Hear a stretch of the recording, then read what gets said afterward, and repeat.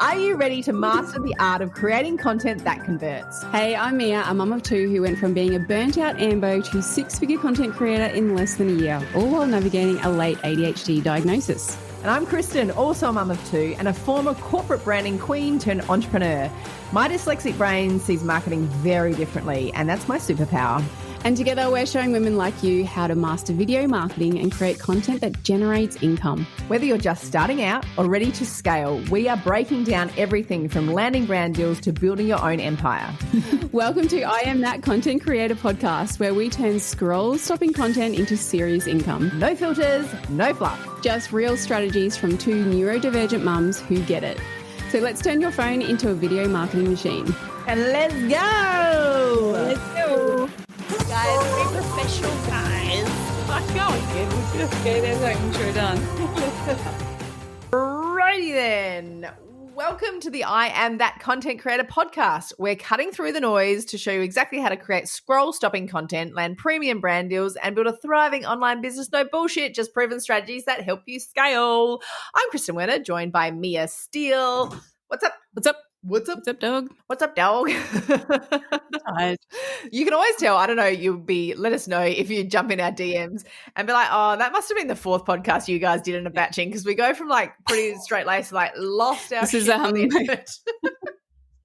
It's a lot, but it gets the batching content. But we'll thank ourselves next week and the week after because we don't have to do one. Yes. I know, right? So good. So, Mia, what are we going to chat about today on the old Poddy McPod? Yes, so we're talking about how to stamp your authority as a UGC creator when you're speaking to brands, when you're liaising with them, when you're negotiating, all that stuff. How do you come across as an authority in the space so these brands trust you and pay you more? Love that. Hey, just before we go, because I was thinking about this, I think in the last podcast, and I forgot to say it, but it's been, and I'll probably do a TikTok about it, or just cut this up and do it, but it ground my gears enough that I just wanted to share it with you and with you listening, that I was watching a TikTok, I believe, of a UGC creator, quite a potentially well-known one, and that was all fine. I've seen a few people talk about this, that they're like, you know, it's not that easy and it takes time to do this and time to do this and time to do this and then you got to do this. And like there was a lot of that. And I was like, cool. So if you went to work, like your job, and you got up and you had to get changed, have a shower, take your kids to school, put them in OSH, get their lunches, get your lunches, drive to work, drive an hour in that traffic because you didn't really enjoy it, get to a place where a boss you fucking hate, do a job you fucking hate for 6 hours a day to drive home, to go to OSH, to pick up the kids, to do the... Or you could do those few jobs that, fine, they feel a bit tough, right? To get your UGC jobs and to put yourself out there and write the emails and the back and forth. And we have the conversations. It's not fucking rainbows and butterflies all the time. But then you get paid $600 for that potential day work. Like, could be less, could be more. Like, I just thought I'd put that out there because it's ground my gears so fucking hard, because I'm like, the alternative. And I've weigh that up. Yeah. And I've seen, TikToks about that, and like, don't deter these women from potentially doing something that can change their fucking life. Yeah. Firstly. Yeah. Sure. Anything that is worth something is hard. Hard work. But, I've had this conversation with people too. They're like, oh, don't say that UGC is just easy and you just create this 30-second video and you get, $600. Yeah, of course there's work in it. I used to be a paramedic. That's fucking hard. That's fucking hard. That's actually ridiculous. This is easy compared to that. Yeah. So it's like, if you see content like that, saying that, yes, it does take time. Of course it does. Everything takes time. Yeah. But don't let that deter you from doing it and learning an amazing new skill and getting paid really well to do it, because there's a bit of work involved. And the potential growth and opportunities is unbelievable. Like if you learn this skill set of UGC, you learn the negotiation skills, you learn brand and marketing. Like you're basically getting paid to learn brand and marketing. You're getting paid to create the ad, do the negotiations, set up a business. And then if you choose to continue on to maybe create a digital product that becomes what we did in under 12 months, a 6-figure business. Like it's not, It just kind of, like you said, it breaks my heart a little bit because it shouldn't be easy. It shouldn't be. And if it's worthwhile, it's going to take a bit of work, but it's worth it. And I think that, anything that somebody's selling you that's like, just use this link and make $1 million. Well, that's a crock of shit. But yes, it is a 30-second video that you get paid for. Like, that's the truth. Is there work to do behind it? Of course there's fucking work. If you go to a job, your boss isn't like, hey, you showed up. Here's your money. Fuck off you go. Like, it just – so I just thought I'd like put that out there because it's just something that has annoyed me enough that I wanted you as a listener to know that it's okay if you have moments where you're like, this is fucked. Like, this is taking me so long. I'm so annoyed. That's normal. That's life. And if you're perimenopause, it's going to happen more and more if someone looks at you the wrong fucking way. Ooh, the rage. The rage. But yeah, I would be way more ragier if I was going to my old job 50 hours a week and then I got to come home and deal with the kids and all that sort of stuff. And I didn't get paid $600 for a couple of hours work. Yeah. So that was a massive tangent, but I thought it was worthwhile just kind of touching on before we keep going because it's something that in any industry it's going to happen. You know, it's even in digital products. People are going to tell you to sell a digital product and you make $1,000 a day. They don't tell you that it could take you 3, 4, 5 or 6 years to get an audience big enough to do that. So, you know, you just, and it's hard, but the alternative is harder, staying in that fuck job for the rest of your life. That's hard. Yeah. So, don't let people deter you. Obviously, there's work involved. Yes. You know, you don't just shit out money and Bob's your uncle. So, yeah. Would be good. Anyway, back to the topic. Off we go. Yeah, what were we talking about? I don't even remember, stamping your authority. Welcome to our life. Yeah. So, Kristen, if you were a brand and a creator came to you and you wanted some content and you said, here you go, here's a script, off your way, and you're sort of hoping that they do a good job. Yeah. What could the creator say to you to make you think, oh, shit, she knows what she's talking about. I'm going to keep this one close.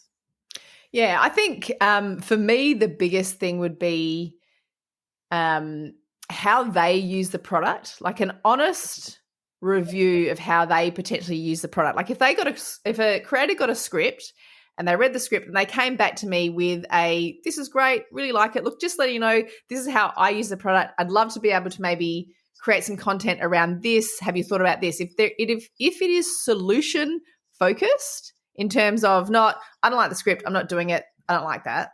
Well, that's not my jam. But if you came back as a creator and said, look, script is great. I was just thinking, this is how I actually use the product. I'd love to do this. Are you open to me creating another video for you as well? And for me, that would show me that creator is not just a copy paste, I'll do the job and move on and do another job, but is somebody that has a creativeness about them that they're willing to go, oh, it's good, but have you thought about this? Because as somebody in a brand and management role, you've got lots of hats, you've got KPIs that you've got to hit. So you're thinking about your big goal. You're thinking about what this needs to do for your business, how this needs to drive revenue, and what you've been told from either the marketing team or the brand team how it has to be done. So that's your hat. You're wearing that. So if a creator comes and just says, cool, I'll do exactly what you've said. Here's your piece of, here's your video, off they go. You go, cool, plug that in, off we go. But if a creator comes and goes, here's your video, I've done it, but I'm just thinking, this is how I use the product. I love this product. This is how I've shown my mother how to use it, my sister, my husband. This is how we use it in our family. It saved us X amount of dollars. I'd love to do a bit of a script that's maybe more like this. And you might not create the video, but you might just come back with a script. I am sitting in that seat going, oh, actually, I never thought about that. That's quite interesting. You know what? If you could create me that video as well, we'd love to back it with a Spark ad. And if they came back and said, look, create that video, just give it to us for free, I would say, you know, I'd be strong enough to say, well, no, if you'd like me to create that, I'd love to. Here's my rates, blah, blah, blah. I don't just give it to them for nothing, but I still think you have that ability to go back and just break the mold a bit, push it a little bit and show your own curiosity and your own imagination and creativity would be absolutely my suggestion. Yeah. So a proactive creator is going to catch the attention of a brand. And as a UGC creator, you're not just like a paid actor. You're actually a creative strategist. Yeah. You know, these brands are paying you to not only create good content, but if you can come back to them and say, I've got an idea for 3 extra hooks, you know, understanding, okay, these brands have to test this content. how can I help them get the most out of this piece of content? I'll give them 3 extra hooks, alternative hooks. And you might charge $50 for each of those hooks. All of a sudden, your rate increases. They get more content to test. And then, you might email them a couple of months later. Hey, I was just wondering how my content performed. I actually had these concept ideas that I'd love to, share with you if you're open to. And then all of a sudden this brand is like, okay, they're actually thinking about us, about our content, forward thinking. I want to work with them again. And then that's how you form these long-term relationships with these brands, because as a UGC creator, it can be hard to constantly be chasing, new clients. But if you build these long-term relationships with these brands, it becomes easier to get consistent work, especially if they put you on a retainer and say, look, can you just do 4 videos every single month for us? Then that's, potentially 4 clients that you don't have to go chase every single month. So remembering to go back to those brands and touch base with them again is really important, and just helping them with their content. And, you might get a job out of it that might be their creative strategist or their scripter or their editor. You don't just have to focus on just UGC. And I think if you're somebody that, like, my suggestion would be from a brand and marketing standpoint, and certainly someone that's kind of been in branding, is I know it's really tempting to, yes, research the product, obviously. If you don't know too much about it, research it, but I wouldn't go looking and stalking their ads too much, because it will slow your creative flow in terms of what you could do a little bit differently. Like, if you've already got an idea and you already use a product and you want to approach a brand how you use and love the product, I would lead with that in terms of the negotiation you have with them, whether that's emailing them back a script or emailing them a pitch in the first place. But I wouldn't personally go, okay, I really would love to work with that brand because I love this brand. I use it day to day. I love that. I would love to work with them and do UGC. And then you go and look at their ads and you kind of get in that flow and you kind of just you absorb everything they're already doing. So it means when you create the ad, you're going to create something that's exactly the same as kind of what's already happening. So, that must work for the brand. Where if a creator said, here's some ideas, this is what I'm thinking, I'd be really curious if this would work, here's suggestion X, Y, Z, whatever, solution focused, as somebody in that position, I would go, oh, you win. Like, you're the person I want to work with, not the other 6 people in my email box that have sent me exactly what they think I want. I want the person that's had the guts to go, love what you're doing. This is how I use your product. This is what I see. And I think, have the courage to do that, because at the end of the day, certainly if you've bought the product before or you use the product, you're already a customer and a consumer. So yes, you might want to win that job, but doing the same thing as everybody else might not win you that job. Where if you're prepared to be something else to these people and these brands, you're going to stand out. And then, like Mia said, there might be an opportunity where they're like, you know what, that was really good. We need some help with that. Or you might say, we've noticed you're not on TikTok. I can help on TikTok. These are the kind of ads I'd run. That's a big one. Go to them with solutions. And I cannot stress that enough. In these brand and marketing, you wear a fucking 17 hats and you're expected to do everything when you're in the business. So if somebody comes with a solution, you're going to take a solution over someone goes, yes, I'll do exactly what you said. The ads you run now are good. I can do the same. Yeah, exactly. And like, they might have ads running and you can see that they've been running for a while. So obviously that ad is working for them. But the thing with ads, it's all one big science experiment. You just have to test, because eventually that ad is going to fatigue and they're going to need a new idea or a new concept or a new take. And if you can bring that to them, and test it, it might go really well, it might flop. That's the whole game with running ads. You just don't know until you post it.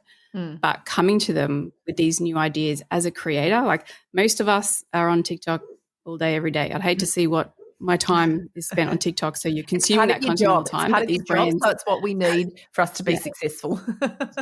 Get paid to scroll. Not really.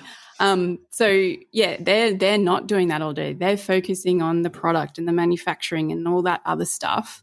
So if you can come to them, they're going to really appreciate that. And you're going to see the trends before they see the trends. At the moment there's the ugly ad trend where the uglier and rawer the ad is, the better they're doing. Where, yes, I'm not saying that the small businesses and brand and marketing teams won't see that, but you'll see it first and you'll be able to go and be like, this is what I'm noticing in the particular space that you're in. This is what I think would work. This is, be that person to them if you really do want to secure yourself as a creator for them and or maybe have a long-term relationship. I think it's the best way to go about it. And another way to sort of, state your authority that you know what you're talking about, you know what you're doing is, and I'm guilty of this when I was first doing UGC, I'd do the job and forget about it and then move to the next one. Instead of going back to that brand and saying, hey, how did my content perform? Do you mind giving me my hook rate, my hold rate, maybe the ROAS? They won't always give it to you, but just try. Because if they come back and say, oh, your hook rate was 50%, you had really good numbers, you put that on your portfolio for the next brand to see. Yeah. And then they go, that creator knows these metrics and these numbers and what they mean and how important they are. They're not just pulling shit out of their ass and just hoping for the best. So, and it all comes down to what we teach inside the community too, is like your personal brand, understanding your brand and their brand, understanding how Facebook works, and you might even want to do a bit of like there's heaps of Facebook ad courses that you can do for free just to get your head around what these brands are looking at on the back end and what it all means. So you can come to them and know what you're talking about.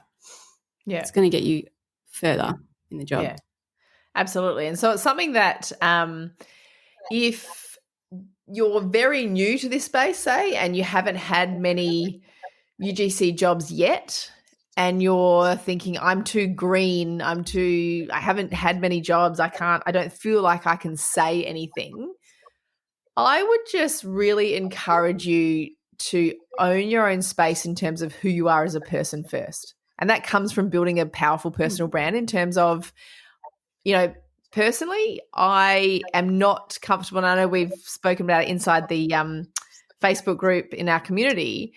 If you get a product and it doesn't align with you and it's not what you thought it was going to be and it's not good enough and you don't want to put your name and face and content behind it, even though you're going to get paid, that's okay to say no and just go back to the brand politely and say, look, unfortunately, it doesn't align with me. I'll send it back, and lots of the brands do appreciate that feedback. But, if you're new, I would just really encourage you to have the confidence to own your space enough to know that you have value and you have worth. And although you are working for these brands, you still have something to bring to the table. And that is your uniqueness with how you show up on camera, how you share your story, how you can attract a demographic or a group of people that they may not have attracted before. So I think just be really okay with that, because I think when we're new, we kind of go, but I'll just take anything. I'm not good enough to get paid. I'm not good enough. I haven't done this. Like, the brand won't care about my opinions or my thoughts. And I would strongly disagree with that from the brands that I've worked with, both as a marketing and branding person, and then people that I've worked with UGC. The more value that you can bring, no matter what level you're at, the more success you're going to have, both personally and with that brand. And it takes time. Like, obviously in the start, your confidence isn't very high because this is very new, and you don't want to lose the job or step out of line or anything. But the worst thing that's going to happen is the brand says no. Yeah. Cool. No worries. There's like a million other brands that I can go to anyway. So don't be, and we get a lot of beginner creators who, I'm too scared to pitch. What do I say in my pitch? Like, if you can come to a brand with confidence, even if it's just fake confidence at the start, that's going to show them that, I can trust this creator and go from there. So, and it takes time. It's just like getting your face on camera. It takes time to feel confident, but if you just take messy action, the worst that's going to happen, it's really not that bad. And inside the community, there is a suite of AI tools that Mia very cleverly has built most of them, but we've used everything that we've got in our little toolkit to create these AI tools that you can put in the URL of a product, and it will give you different scripts, different ideas. There's negotiation, pitching emails that you can put in the brand, and it'll help you create the email that you can send to these brands, adding your own tweaks. Obviously, we're all for that. But the tools that are available that we've built allow you to have more confidence to get going quicker. Or if you're already in UGC and you need more support there, well, then the tools are incredibly brilliant and are saving our creators hours of time, and also just those negotiations and pricings and all those things that you need as a creator. It's just this extra support for you as a content creator in this space. And it's unbelievable what they can do, if nothing else, just to help you level your own confidence. It's incredible. Yeah. And you think about content, if content was so easy and all this sort of stuff, like the brands would just do it themselves. So just know that your content is valuable to them. That's why they need your content, why they need creators all the time, because it can make or break their business, really. And we are just talking about a brand that we saw on TikTok the other day, the dentist. Like when you think of dentist, you think, oh, boring, sterile, white coat, like just icky dentist. No offense to them. Oh, just gross. But this guy, he had a pediatric dental clinic. I think he was in the US, or was it Australia? Yeah, I think it was in the US. No, and oh my God, his personal brand, his studio, his content was just so fun. It had like a basketball court, like a mini basketball court in the waiting room, and like all the outfits were all cool and and they're looking at kids' teeth, like they just had them lay down on the couch, like in the waiting room, just having a little, just to help the kids with their nerves. And if I was a mum in that area, I would go to that dentist rather than the sterile place down the road. So understanding content and how powerful it can be, and how powerful personal branding and target audience can be, understanding all that and understanding that for the brand is going to, help you in your journey tenfold, rather than just going along with the flow and just hoping and praying. Same, different. Got to put yourself out there. Right. That's right. Well, like, I'm not going to lie, I'm starving. I feel like we need to cut the podcast and go and eat some lunch. I'm hungry too. I just got these grumbles. I was like, can you hear them? Dry mouth. Do we have a love, don't love? I mean, maybe my don't love is that I haven't had my lunch and I'm starving. I did have one actually. Well, speaking of AI, like obviously we love AI and what it can do and all the tools and opportunities that it's bringing. But one of my don't loves, I mean, this is so hard. This Google Gemini VO3 that's come out, it's kind of scaring me. You can't tell that the content is AI anymore, and it's moving so fast. Yeah. And I said to my mum, actually, I said, Mum, don't believe anything you see on social media anymore because it's getting that good. Yeah. So just have it, search for it on TikTok, VO3, Google Gemini's release. The AI is getting pretty fucking good, and it's kind of scary. It's kind of like this fine line between it's been so incredibly helpful, but then there's a point where it's like, can we pull the handbrake? But I like, there's no pulling a handbrake. Like we're not. It's just going to keep going and going and going. Yeah. It's frightening. Can't stop it now. Yeah, it is. Yeah. So just being aware of that and understanding that, maybe everything you don't see on TikTok is real anymore. But it's something to think about anyway. I must admit though, I have seen like a few probably Facebook ads more that are clearly created by an AI that you can tell straight away, even when they're the ones that like I don't know, that I've seen that that they are AI, but they've done a good job, but you're like, no, there's still something that I'm like, no, I can kind of tell. But now we're not going to be able to tell. But maybe we're AI. I mean, we're not. Fuck. Maybe. And there's been people posting TikToks and like it's people in the comments are like, is this real? Is this real? And they're pretending to be AI, or is this AI that looks so real? Like you can't tell anymore. So, I'm hoping the government comes out with some sort of thing where you just got to tag it. Otherwise you can't post it. They won't be able to keep up, though. That's the scary part is there's no keeping up with it, that it's like, they'll just change the ball game. I want to know, like, who's like, who are the boffins that are just creating this stuff? Like, are they all sitting in this little, like, fucking, Like honestly, if you think about it, like right now they're creating something that's probably going to come out in a week's time that's going to blow us all away again. Where are they? Yeah. Where the fuck are they? I still don't understand how Wi-Fi works. Like, how are we talking to each other right now? I don't understand. Or even a fax machine. How do you get a paper in here and you get it? I'm still in fucking fax machine days. Text messages, how do they work? Yeah, like is our picture up in the skies? It's overwhelming, but oh god, yeah. There's some smart people in the world, but like too smart that it's just going to ruin the world. Oh, good times, guys. Good times. So have you got a love then? Yeah. Yeah. Anyway, we'll do you wrap it have up. a love, or are you just going to end on a don't love? Oh no, my love was AI, like what it's done for us already, but on the back end of that, right, it's getting scary. Okay, so that's fair. All right, that's fair. Cool. I don't have your love is food. Hey, I says you love food. It is, because I'm so hungry. But actually, my love right now currently is my mum bought me some. I'm wearing them right now. Some linen, wide leg kind of linen 7/8 pants from Suzanne's, and like I just wanted Suzanne's. I know. I love Suzanne's. That's when you know you're getting old. I've got Suzanne clothes. I'm like, Mia. I've been buying Suzanne's. One of my best mates used to work at Suzanne's when we were in like year 12. I've been buying Suzanne clothes forever, mate. It's just they have gotten better. Yeah, they've gotten better. Or have I just gotten older? I'm like, oh, that's nice. Both.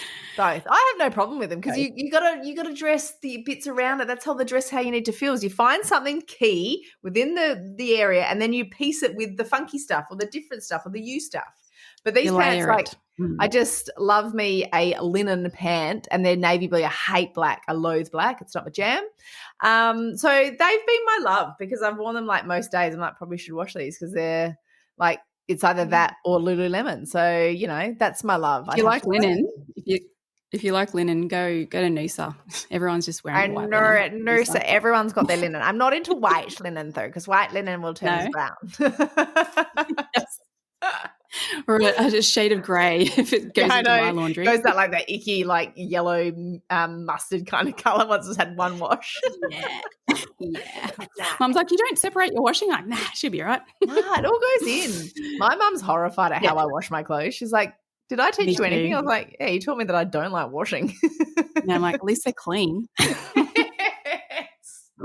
Winner. Oh, God. So, yeah, that's it. I don't have a don't love other than I'm hungry. So we're going. Catch you later. See you around. Right. Shit podcast. There's so many good ones too. Hey, cheeky little question for you. Have you ever wondered how you get paid for the content you create? Like, how are creators in their 40s using paid brand deals, which is what's called UGC, if you want to put in little brackets, user-generated content? How are they using that tool to build digital skills and create flexible income online in like 30 days or less? Like, that's what we're talking about when we talk inside our community around UGC and how to start with UGC. And you can do this without an audience, without a niche, and you don't even need your own product. This free workshop can give you the kind of tools like it gave Kirsty, who ended up pitching to a brand, and 48 hours after she did that, she landed her first paid brand deal for over $400. And Katrina did the same. After 12 hours, she pitched to a brand and she landed herself a $350 paid deal, all from learning this stuff inside our workshop. So if you want the link, go to the show notes. We'll see you in there.